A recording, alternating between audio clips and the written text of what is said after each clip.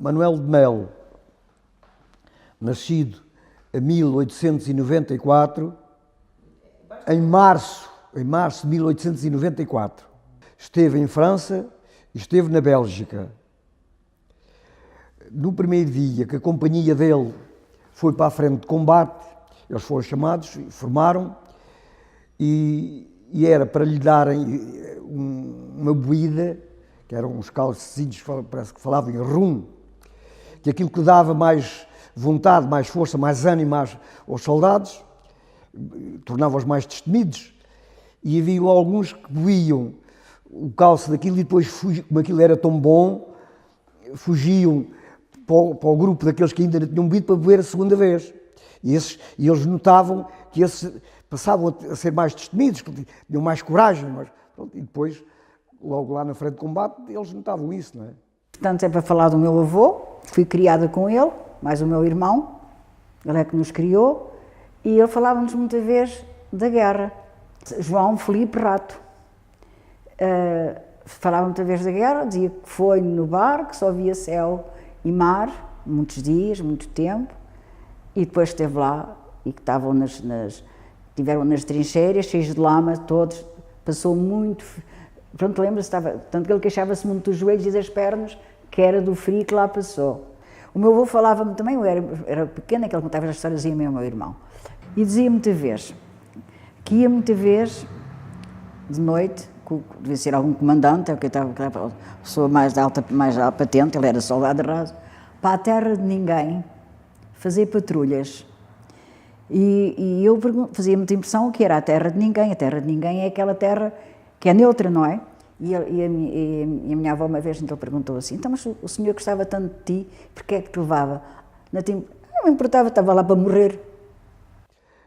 No primeiro dia, que eles depois foram mesmo para a frente de combate, iam vários, não é, para a quantidade deles, e começaram a ver alguns logo que vinham da frente de combate para a retaguarda, uns sem braços, cheios de sangue, e eles já sabiam que iam para a guerra, iam para matar, e também podiam ir para morrer. De maneira de choros, a gritar para os pais, para as mães, pronto, para os pais, e havia outros que se calhar o ânimo deles era o mesmo, mas mostravam-se para animarem-se uns aos outros e gritavam, não te ponhas assim, isto entre mortos e feridos, alguns há de escapar. Pronto, e para lá foram, para a frente de combate, e para lá andaram a guerrear, pronto. Há num dia de um grande combate que as tropas, portanto, as tropas aliadas, que eram franceses e belgas e inglesas,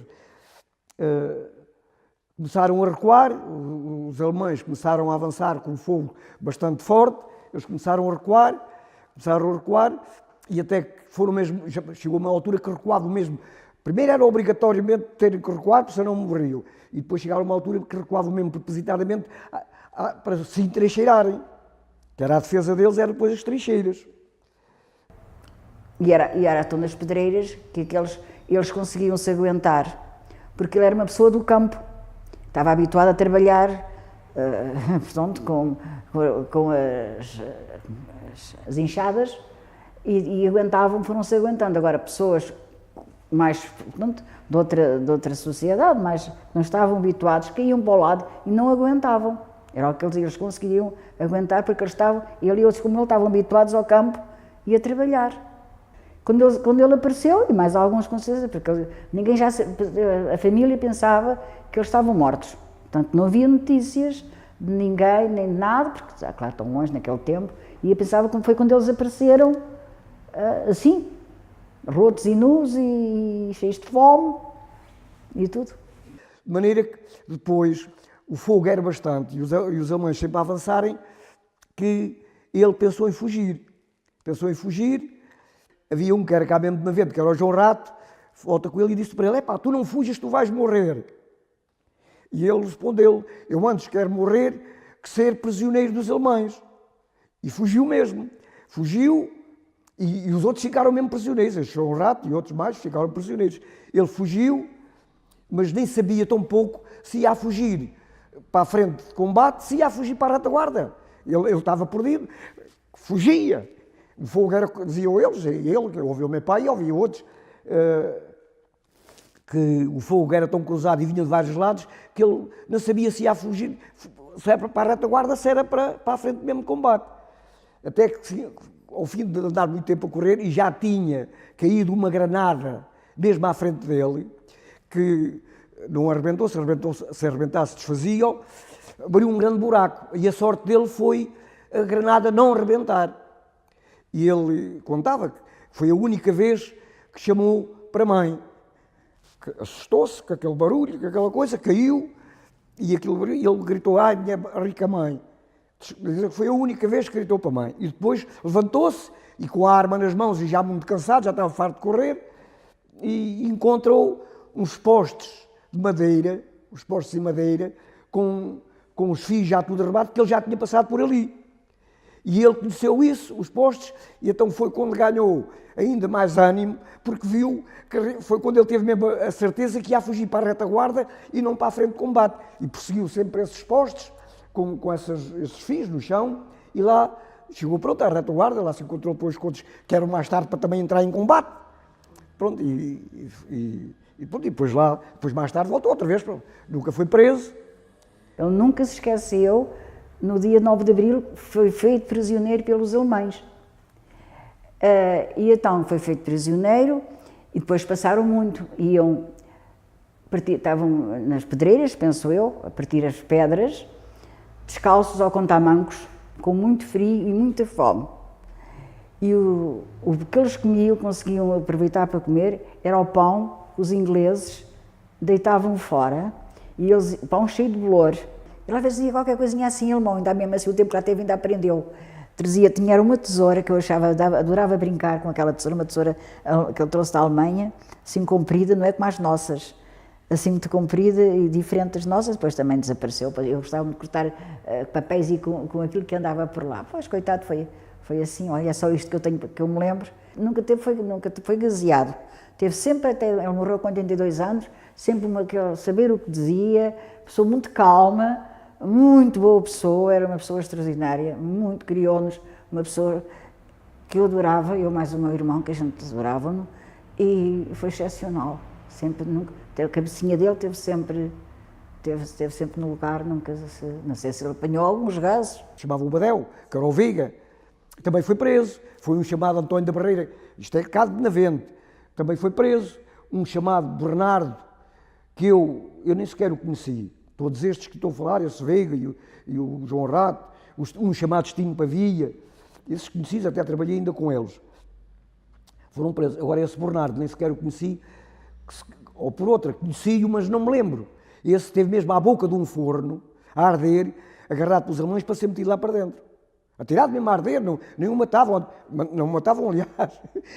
Quer dizer, antes de tirar com ele, pediam, mas não, eram mesmo preparados para atirar com ele para dentro do forno a arder. Só que houve lá algum, pronto, se calhar mais comovido, ou não sei, e então é que aconselhou a não atirar e foi preso, esteve lá muito tempo preso, mas depois também volta. Os prisioneiros, depois, quando acabou a guerra, foram repatriados também para cá, não é?